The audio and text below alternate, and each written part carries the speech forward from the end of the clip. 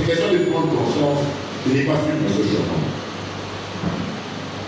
Ces esprits peuvent se manifester en période de transition pour empêcher d'avancer, en murmurant des mensonges ou en attisant des souffrances passées.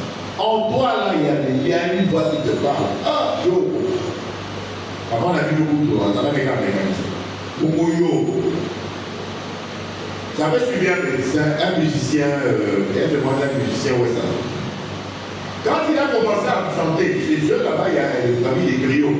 Tout le monde s'est levé dans sa famille. Toi, tu vas aller chanter, parce que nous sommes une famille des griots. Il s'est endetté, il est devenu un grand chanteur avec beaucoup de succès. Mais s'il avait suivi cette voix-là, il disait non. Donc pour chanter, il faut être membre d'une famille des griots. De génération en génération, c'est une famille des griots. Lui, il n'est pas de famille des griots, mais il avait ce talent-là. C'était un grand musicien. Il ne faut pas écouter ces voix-là de l'époque. Il y a ces esprits qui sont souvent décrits comme une malédiction familiale, nécessitant une intervention spirituelle. C'est une malédiction familiale. Alléluia. Même quand on vient pour vous écouter,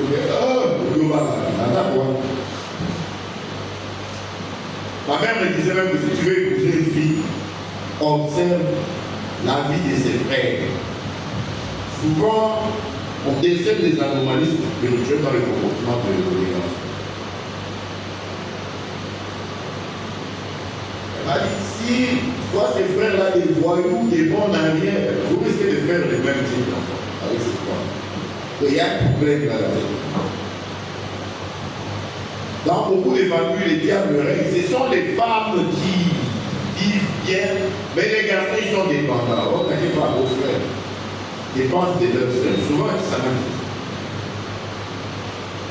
Les garçons, ils cervelés, ils bagarrent, des choses. Vous lui confiez quelque chose, il met en faillite. Et ça pose problème. Nous avons parlé des malédictions. Nous allons voir les 7 signes d'une malédiction familiale. Les 7 signes d'une malédiction familiale.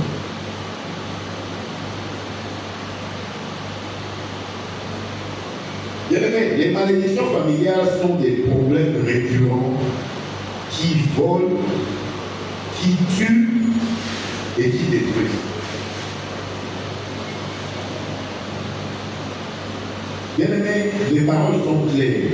Dieu punit l'iniquité des pères sur les enfants jusqu'à la 3e et la 4e. Alléluia. Exode 20, verset 5. Exode chapitre 20, le 5e verset. La Bible dit, vous êtes? Nous lisons dans le sang du Seigneur Jésus-Christ. Tu ne te prosterneras point devant elle et tu ne les serviras point, car moi, l'Éternel ton Dieu, je suis un Dieu jaloux qui punit l'iniquité des pères sur les enfants jusqu'à la 3e et la 4e génération de ceux qui méritent. Alléluia. Acclamons le Seigneur.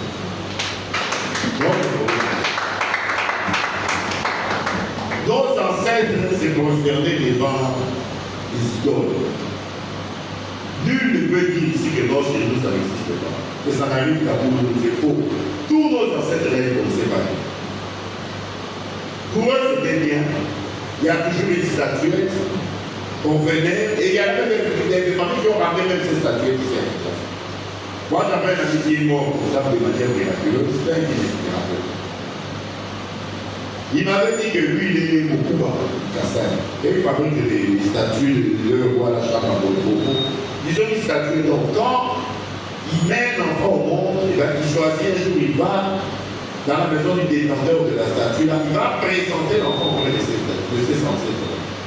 Voilà l'enfant qui vient de naître. Toi, tu viens dédicacer l'enfant à l'église, il y en a qui vont dédicacer chez les ancêtres. Il m'a dit ça.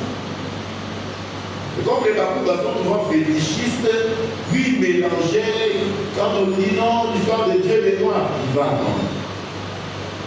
Magie, il attend. Il est mort, il est allé soigner, je me rappelle comment passer des gens. Il est arrivé quelque part à la reine. Il a réagi bizarrement, c'est comme s'il voyait les histoires, il est tombé, il est tombé. Nos ancêtres, comme il s'est prosterné. C'est comme ça qu'on voit dans la Bible aussi toujours